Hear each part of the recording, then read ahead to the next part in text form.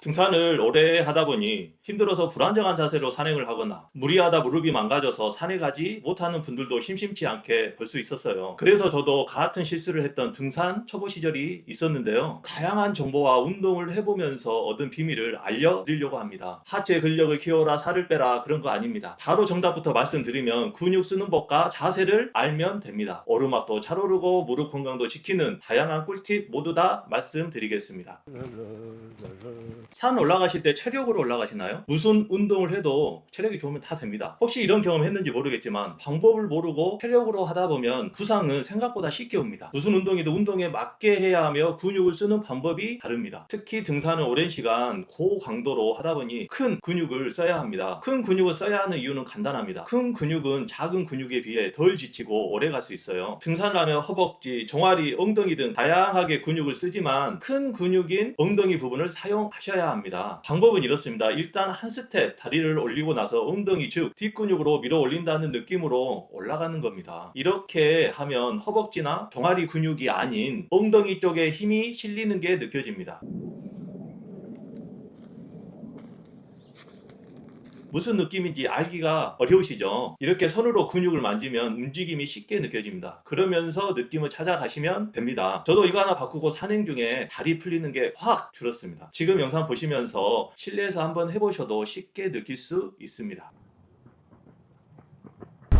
등산하면 무릎 나간다 라는 말을 많이 들어보셨죠. 정확히 말하면 올라갈 때가 아니라 내려올 때 무릎이 망가지는 것. 그래서 하산하는 방법이 매우 중요합니다. 내리막에 빨리 내려오면서 쿵쿵 거리면서 내려오면 그 충격이 고스란히 무릎으로 갑니다. 이걸 매번 등산 시 반복하면 연골이 버틸 수가 없어요. 방법은 이렇습니다. 앞꿈치부터 천천히 땅에 닿게 하세요. 그리고 상체는 너무 앞으로 굽히면 허벅지나 종아리 근육에 부담이 커집니다. 상체는 자연스럽게 펴주시는 게 좋습니다. 그럼 발목, 허벅지, 엉덩이로 체중이 분산이 됩니다. 그런 보폭도 중요한데요. 공용 계단 보폭 정도라고 보시면 됩니다. 보폭이 너무 넓으면 점프하듯이 내려가는 거라 무릎에 충격이 커집니다. 앞꿈치로 착지하는 방식으로 하시면 됩니다. 경사가 조금 있으면 몸을 살짝 비틀어서 지그재그로 내려오는 방법도 있고요. 경사가 매우 급한 곳은 체중이 앞으로 쏠릴 수뿐이었기 때문에 발가락에 부담이 커집니다. 그래서 뒤꿈치로 착지하는 방법도 있습니다. 이런 방법을 적절하게 구사하시면서 내려오시면 됩니다. 처음에는 좀 어색할 수 있는데요. 지금까지 말한 방법으로 등산을 하시고 나면 무릎이 크지 않은 걸 느끼면서 아, 이거구나 하실 겁니다.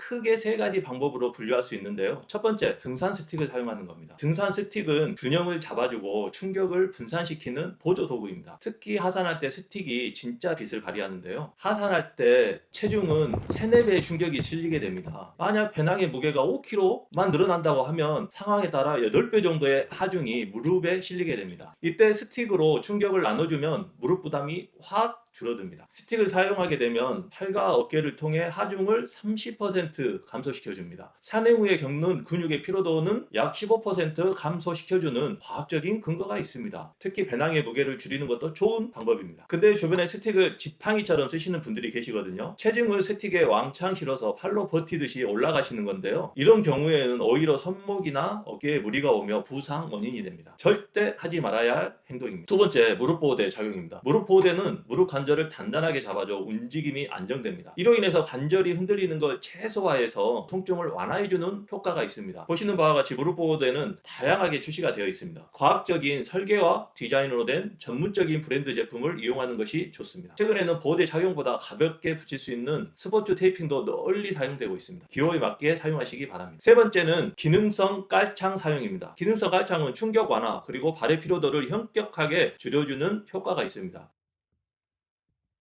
등산 속도입니다. 제가 정말 강조하고 또 강조하고 싶은 건데요. 등산은 빨리 올라가는 기록 단축하는 운동이 절대 아닙니다. 저도 초반 등산할 때는 아싸람 따라잡고 내려갈 때는 뛰듯이 내려가면서 체력을 자랑하며 자부심을 느끼기도 했습니다. 그런데 경험이 많으신 분들이 옆 사람이랑 대화할 수 있는 속도가 정말 좋은 속도다라고 했는데 저는 별로 신경 쓰지 않았습니다. 체력이 좋으니까 아무 말도 들리지 않았었어요. 그런데 다양한 운동을 하면서 체력이 좋은데도 등산만 다녀오면 종아리도 아프고 허벅지도 아프고 저도 이런 부분이 이해가 되지 않았습니다. 등산하면 운동량도 매우 만족, 기분도 매우 만족, 너무 좋은데 무릎 통증도 생기더라고요. 가장 중요한 것을 몰랐던 겁니다.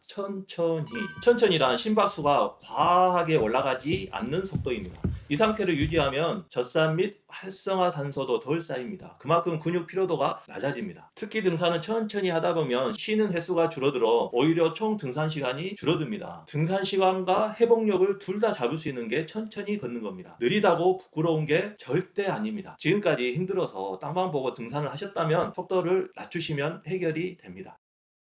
오늘 4가지로 정리해 드렸는데요. 사실 어려운 게 하나도 없습니다. 특별한 체력이 필요한 것도 아니고 비싼 장비가 필요한 것도 아닙니다. 그냥 방법을 아느냐 모르느냐의 차이입니다. 저도 이걸 알았으면 무릎이 아프거나 체력을 바닥내는 고생을 안 했을 텐데 하는 아쉬움이 있어서 이렇게 영상으로 만들어 봤습니다. 꼭 다음에 등산하실 때 해보시기 바랍니다. 엉덩이로 올라가기 이거 하나만 바꿔도 등산이 좀 다른데 하실 겁니다. 천천히 하나씩 바꿔 가시면 됩니다. 그럼 다음 영상에서 뵙겠습니다.